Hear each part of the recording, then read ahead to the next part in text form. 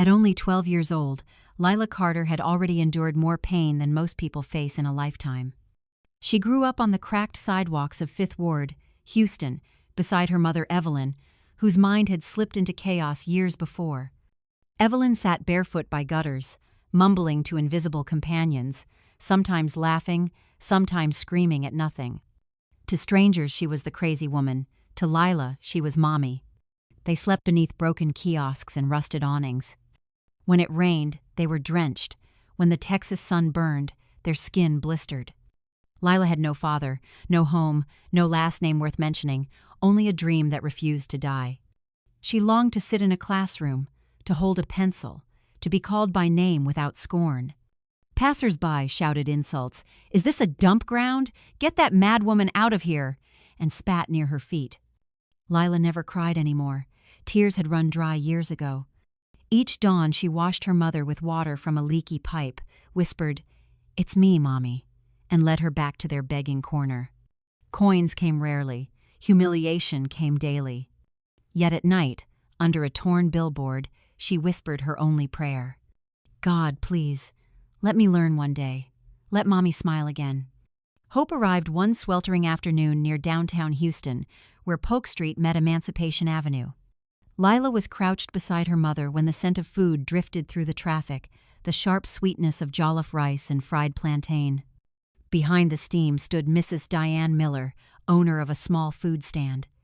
Unlike others, Diane didn't look away. She crossed the street and asked softly, "What's your name?"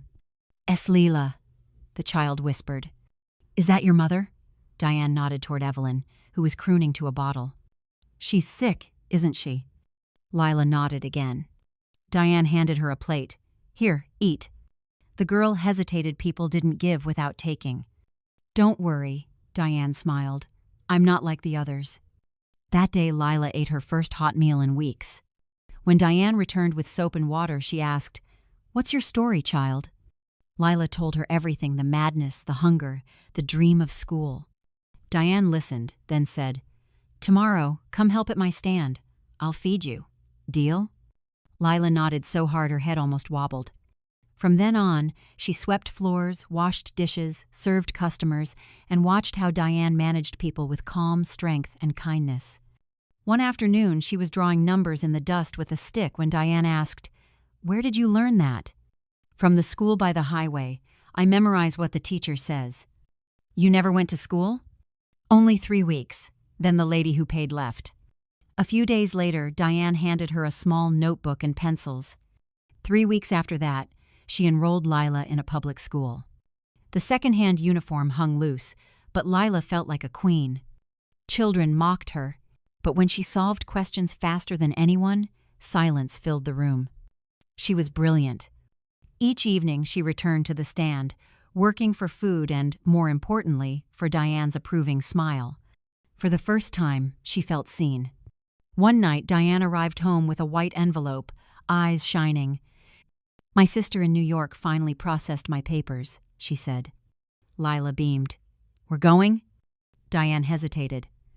"No, child, just me. I paid your school through this term. Maybe God will send someone else." Lila's throat tightened. She wanted to beg, "Take me with you," but instead whispered, "Thank you." 3 weeks later, Diane was gone. No one paid the fees. The headmistress called her in. "Without payment, you can't remain." Lila waited outside the gate until dusk, watching parents collect their children. No one came for her. Her old shelter had new tenants. Her mother still roamed the streets, lost in delusion. When Lila tried to guide her away from traffic, Evelyn slapped her. The girl wiped the blood from her lip and stayed beside her anyway. The next morning, she put on her faded uniform and went back to the school. "Please, ma'am," she begged, "let me sit at the back. I won't make noise." The headmistress frowned. "This is not charity. Leave." The gate closed. Lila sank to the ground and wept until the ink in her notebook ran. Weeks passed. She tried to work, to beg, to survive. Her book was ruined by rain, her sandals sold for bread. People stopped seeing her as the bright girl they saw only another shadow. Still, every morning she walked toward the sound of learning. At the edge of the Kincaid School, Houston's most prestigious academy, Lila found her secret place. Behind an old oak tree near the sports field was a cracked window. From there, she could see the blackboard and hear the teacher's voice. While children in blazers sat inside, Lila crouched outside, mouthing the answers, scribbling notes on scraps of cardboard. She stayed unseen for months, until one Monday, a teacher noticed her. "Who's that girl?" "It's the crazy one from the street." Students laughed. The teacher stormed out. "What are you doing here?" "I just want to learn," Lila stammered. "Are you mad? Go tell your mother to pay fees if you even know who she is." The words struck like a whip. Lila ran until her lungs burned, but she returned the next day, hiding deeper behind the tree. There, fate waited.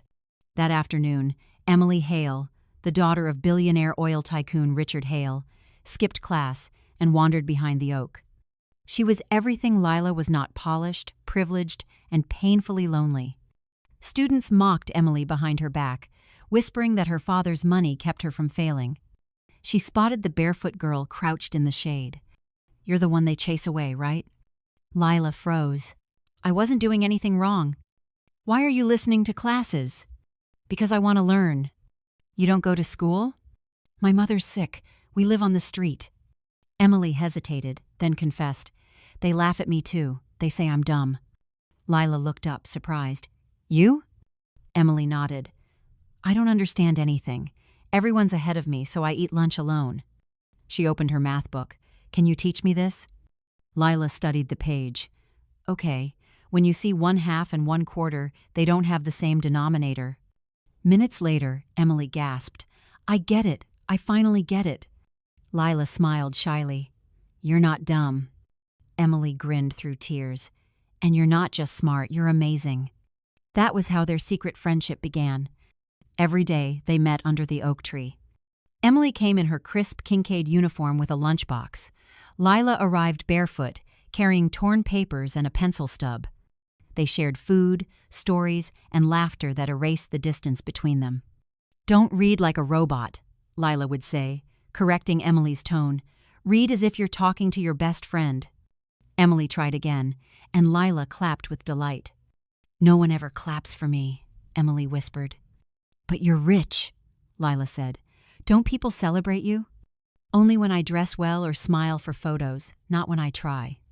Lila took her hand. "You deserve more." Emily blinked fast to hide tears. "You're magic," she said. "Who else can make me laugh when I feel like crying?" They promised to keep their friendship secret. Emily knew her father wouldn't understand a billionaire hosting board meetings, wouldn't want his daughter sitting with a homeless girl. But under that oak tree, they were equals. Then one day, Lila didn't come. Emily waited under the tree, panic growing. At last, Lila appeared, panting. "Sorry, I'm late. Mom ran into the road. I had to pull her back." Emily hugged her tight. "I thought you weren't coming." Lila chuckled weakly. "Even if I had to crawl, I'd come." That same afternoon, a convoy of black SUVs rolled through the school gates. Teachers straightened. Students stared. Richard Hale had arrived unannounced. Tall, commanding, dressed in black, he walked across the courtyard. He spotted Emily laughing, eating with a barefoot girl under the oak tree. "Emily," he called. His voice froze the air. She turned, heart pounding. "Who is this?" "This is Lila," Emily said, standing in front of her friend. "She teaches me. She's the reason I understand anything." Richard blinked, disbelief softening into curiosity. He studied Lila's trembling frame, the dust on her feet, the fierce intelligence in her eyes. "Where are your parents, child?" "I don't know my father," she whispered. "My mother's sick. She begs near downtown Houston." "You're not in school?" "No one to pay fees." Emily clutched Lila's hand. "Please, Daddy, don't be angry. I was scared you wouldn't let me see her." Richard's voice gentled. "Scared of me?" She nodded. "Scared you'd say no." He paused, then said quietly, "Take me to your mother." 30 minutes later, the SUVs pulled into a narrow alley downtown. Flies buzzed. Smoke from burning trash thickened the air. Lila pointed. "She's there." Evelyn sat on the sidewalk, laughing at nothing, her hair matted, her clothes in rags. Richard knelt beside her. "Ma'am, he said softly. She looked up, eyes wild. Did you bring my wings? I left them in your car. Tears welled in Lila's eyes. I'm going to help her, Richard said. Please, sir, Lila whispered. I don't want money. I just want her to be okay. He turned to his assistant. Call Dr. Laura Stein. Arrange immediate admission to the Menninger Clinic. Full psychiatric care, no delays. Then to Lila, from today you are not a homeless child anymore. You have a father now. That night, Lila slept in a real bed for the first time inside the Hale mansion at River Oaks, Houston. By morning, she barely recognized the girl in the mirror. Her hair was combed, her skin clean, her borrowed Kincaid school uniform neatly pressed. Emily squealed, "You look just like me." "I feel like I'm dreaming," Lila whispered. "You're not," Emily said. "My dad said it's real. He said you belong here."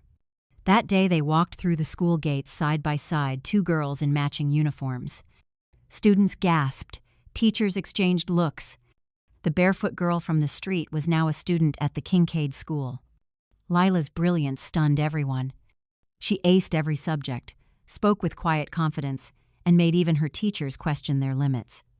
Meanwhile, at the Menninger Clinic, Evelyn slowly began to recover under Dr. Stein's care. On Lila's fifth visit, her mother suddenly focused and whispered, You look like the sky." Lila burst into tears. Weeks passed. She adjusted to comfort awkwardly, sometimes waking in panic, thinking she was still on the pavement. But gradually her laughter returned, her eyes brightened, and her dreams no longer hurt. One evening, Richard Hale called her into his study. He handed her a tablet loaded with books. "You've changed my daughter's life," he said. "You were never invisible, Lila. You just needed someone to look close enough." Tears shimmered in her eyes. "Thank you, sir. Thank you for seeing me." That night she sat under the great oak in the garden of River Oaks, staring at the stars. "God," she whispered, "you gave me a mother, a home, and a friend. I won't waste this chance." The girl once called the crazy woman's daughter had become something far greater, a living miracle, proof that compassion and education can rewrite any destiny. No child is born worthless. All it takes is one act of kindness to change a life forever.